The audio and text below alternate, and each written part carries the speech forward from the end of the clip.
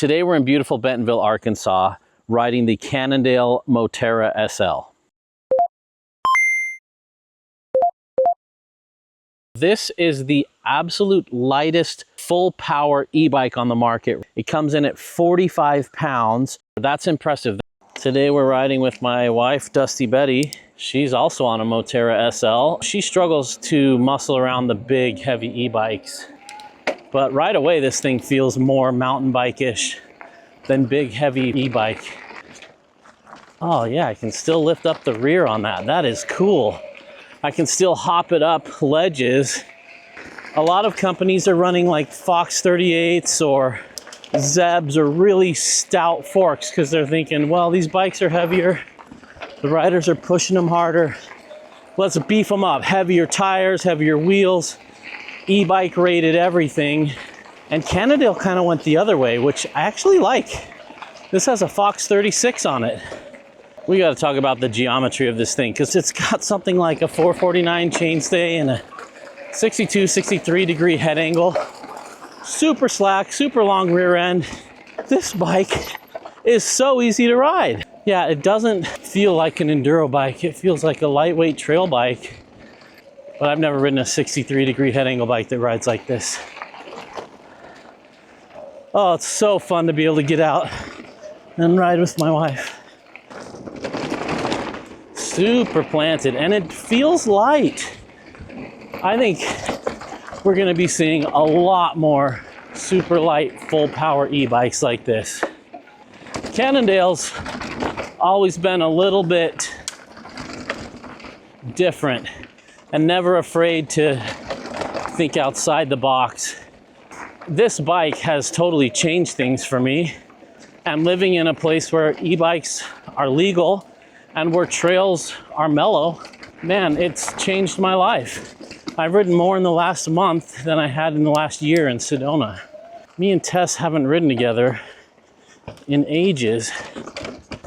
Yeah, nice, babe. So I'm gonna pay for this ride. It's gonna take me a few days or weeks to recover, but I'm so happy right now, it's worth it. One thing I am noticing right now is a lot of hand fatigue. The bars feel stiff to me, and these grips aren't the comfiest. This really does blur the lines between SL weight and full power. SLs are fun, but sometimes it's really nice to have that full power or the longer range. Motor noise is about average. When I'm riding with my non-e-bike friends, you definitely hear it. So one thing that's been really awesome about having an e-bike is I can show up to group rides, not worry, am I gonna slow the whole group down on the group ride because I'm sick. What a beautiful day. Got a little bit of a rattle that I can't quite track down. Sounds like a cable inside the frame and the frame's just amplifying it. Hey, I just want to interrupt this video real quick and put a plug in for my new mountain bike geometry master course. If you enjoy the way that I describe difficult concepts and make them easy to understand, you're going to love this course. So whether you've been mountain biking for 3 months or for 30 years and you want to get a better grasp of what geometry feels like, or you want to compare two different bikes looking at their geometry and you're wondering how one might ride compared to the other, this course will set you up for success for that. So I've got a link to that in the description below. I'd love to see you guys totally master mountain bike geometry through this course. I'm definitely getting a workout. Maybe it's my lack of fitness for having to sit on the couch so much the last year. All right, let's continue. Yeah. Even doing little jumps on it feels very neutral, like a normal mountain bike. Huh. I shouldn't do many more of those annuals, but they're so fun. Oh, what a bike. My goodness. So grateful to be able to do this right now. Boy, you sure don't take it for granted when it's been months since you've been able to do a trail ride. Every ride for the rest of my life will be a treat. I will savor every one. Dusty, Betty, and I were talking about how different climbing tech is on e-bikes. To me, it reminds me of when I had my trials motorcycle. Those things have so much torque and so much power, but you can't just rock crawl up stuff because we're rear wheel drive. And eventually you'll get on the corner and that back tire will just spin. So what you need to do is treat it kind of like a trials bike, and you put down a ton of power before the obstacle and coast up it. And that's where something like this bike really comes alive, because when you're coasting uphill, up a technical step or stair or something, you really have to kind of bunny hop and lunge the bike. And on a 56-pound bike, that's super tough. On a 45-pound bike, it's still not as easy as a 28-pound bike, but it's pretty dang good. So Tess got a small and I got a medium. And I gotta say, this medium feels like it fits me quite well. Okay, so here's the tech move. I'm gonna put in my power here and coast up. That way I'm not stressing the drivetrain or spinning the back tire on the technical move. A little bit of a different sport when you ride eMTB. So Dusty Betty's ridden a few different eMTBs. This is her second ride on the Moterra SL. What do you think? Honestly, this is like the first e-bike that I've really felt comfortable taking on single track and riding like a normal mountain bike, because being a smaller rider, it's kind of scary riding something that, yes, it'll help you climb the hill, but it's like handling motorcycle downhill. It's a little overwhelming. I also really like the motor. The way that the tune is on this Shimano one is really nice, because if it's a smooth section, I can cruise, but if there's something coming up and I kind of want to see what's around the corner or what's at the top of the rise, I can pull back and it's not going to be lurchy. It'll kind of follow my, the amount of torque that I'm putting down. I can peak and then I can get in a pedal here and there. And so I like it. The motor just follows my brain a little more intuitively than some of the bikes that I was, demoing a couple of years ago. So I'm really enjoying it.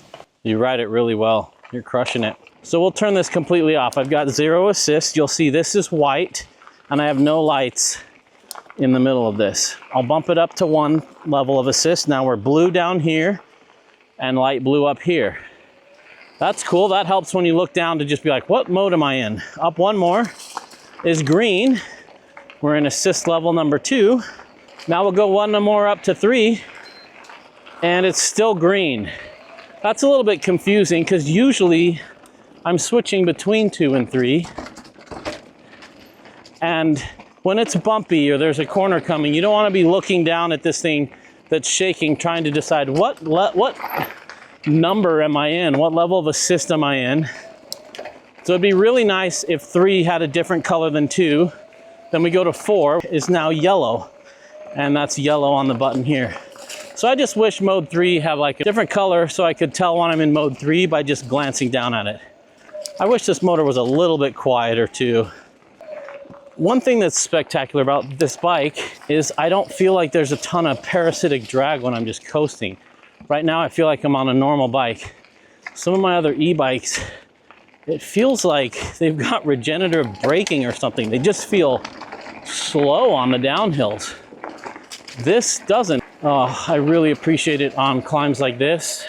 Just kind of sustained climbs that would normally sap my energy. My heart rate's probably 130 right now, which is great, but it's not redlining and my knees aren't pounding. Oh, what a day. So one other thing this is training me to do is spin at a higher cadence. And it's actually retraining my brain for when I get back on an analog bike, that I won't just be reaching for hard gears all the time. It feels like it takes a quarter turn sometimes for the motor and hub to catch up. I'll be doing some experimenting with that. Hopefully it's all in the hub. Oh man, it's so fun riding with you, babe. You're cruising. So Big Brain Party is an educational channel, and I always try to throw something in to help educate people. Today we're going to talk a little bit about hand pain and hand numbness. There are a lot of things that cause it. The wrong size bike can cause it. Usually the wrong cockpit setup is the biggest contributing factor, or the wrong suspension or tire pressure setup. All of our handlebars have a back sweep and an up sweep to them, and you can see that on the specs. But that assumes the bar's rotated in the right position. If you rotate it back, your up sweep becomes back sweep. And so when I got this, it was minor, but I felt like the edges of the bars went down, which ended up putting a lot of weight on the middle of my hands. So for this ride today, I rotated it forward about 5 degrees and it returned the up sweep in here. That has greatly reduced a lot of the palm pain that I was feeling. So depending on your stem and bar setup, you usually have something like this that's some sort of indicator to show you how the bar roll is. And usually a good place to start is in the middle of your stem, and that's about where we are. I'm slightly rolled forward, but then you factor in the head angle. The slacker the head angle, the more in relation to sea level, you have to roll it forward just a little bit more. So keep an eye on that when you're rolling it. Don't go too crazy. Here you can see I've got about a 4 mil gap in there that I rolled it forward. You're probably gonna have to reposition your brakes and shifter and get that all feeling right, but it's worth it. A more comfy grip, or a grip that I don't have to hold on to very tight, helps a lot too. But I think bar position and saddle position and saddle angle, all of that comes into play. Also the type of terrain you ride. If you ride really, really steep terrain, you're gonna need a different setup than if you ride flatter stuff like this. It's not like a magic carpet that totally erases everything. And part of that might be the flex stay. I feel like that kind of gives them an energetic, zippy ride. So yeah, even though it's got a lot of travel in the rear, it's not like a totally plush cush ride the whole time for someone with arthritis or chronic illness. So we've been pushing hard for an hour between level 2 and level 3. We're at about 60% battery. I wish they gave us a percentage instead of just like 3 bars out of 5. I just think that'd be helpful to know exactly how much you got. Bentonville has these awesome water refills every couple miles. You gotta know where they are, but I can get away with 1 bottle here. It's awesome. It's interesting. The suspension, it's like I'm going faster in environments where I don't usually go as fast, so it's like taking a little more time, especially with the fork, but it's like so fun. If the battery gets dangerously low, I'll bump down to 2. I kind of want to see what this thing's made of pushing it. So Tess is at 4 bars because she weighs 80 pounds less than I do, so her little bike is not working hard at all, so she can get much further range than I can. I really like how coasting does not feel like there's drag on the system. So many e-bikes, I coast and I just feel like someone's dragging a brake. This helps it feel more like a regular mountain bike. These bikes are also mullets, which I'm a fan of. I feel like mullets are a little slower on the climbs, but when you got a motor, it doesn't matter. So I'm glad that they biased this toward fun handling. I definitely think the mullet setup is part of the magic of why this bike handles as well as it does. But you can just corner it and dump it into corners in a way that only a mullet can. Oh man, I'm going for a 21.5 mile ride today. That is by far the longest ride I've had in a year and a half. But I am feeling that fatigue. Ugh. Yeah, just little things like that where you have to put in a little more effort than you thought. Despite the motor, my body's tired. Kind of think about it like riding a horse. If you ride a horse all day, even though the horse is the motor, it's still a tiring affair. Whew, having a hard time just holding myself up. Pretty cool. Dusty Betty is officially faster than me. Up and down with a motor or without. So this is where a mullet really comes into play on these tight banked turns. The bike just wants to fall into it in a very good way. It's raining acorns and walnuts on us. Good thing we got our helmets. What a day. So fun. Oh, what a good section of flow. That is awesome. When you get on an e-bike, you're still the same rider. So you have more power and you have more speed, so it can make up for the fitness gap. But it doesn't make up for the skills gap. So it's like, you know, if you struggle to be confident and comfortable handling your bike without a motor, now you've got more power and the same low level of skill. So I just think, like skill set, it's so important to work on that too, even with an e-bike. You know, on a light bike like this, it almost feels like you're single speeding. How you just stand up and give it power and it kind of rockets forward. Because it's so light and zippy, it keeps speed really well, even pumping through uphill rollers. Man, this bike corners so well. Okay, I'm down to 2 bars of power out of 5. which is good. We're about 60% of the way done with our ride. Yeah, nice riding. This bike handles so well. This is my favorite cornering bike I've ever ridden. This is such a dream.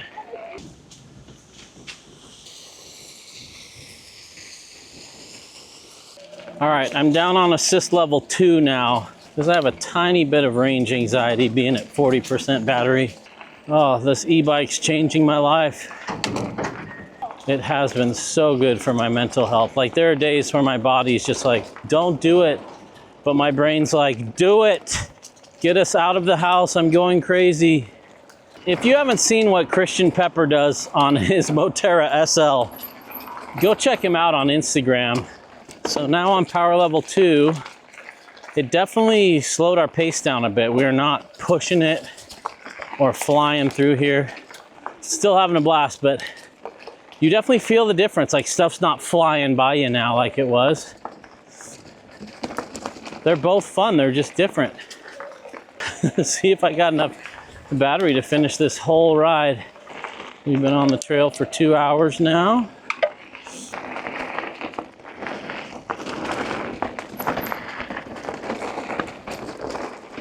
Uh-oh, I'm down to 1 battery bar and it's red.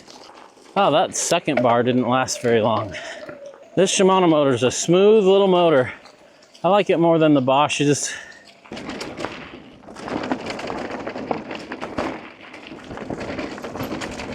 All right, I've turned the motor off to save battery. Let's see how that does in this little flowy section.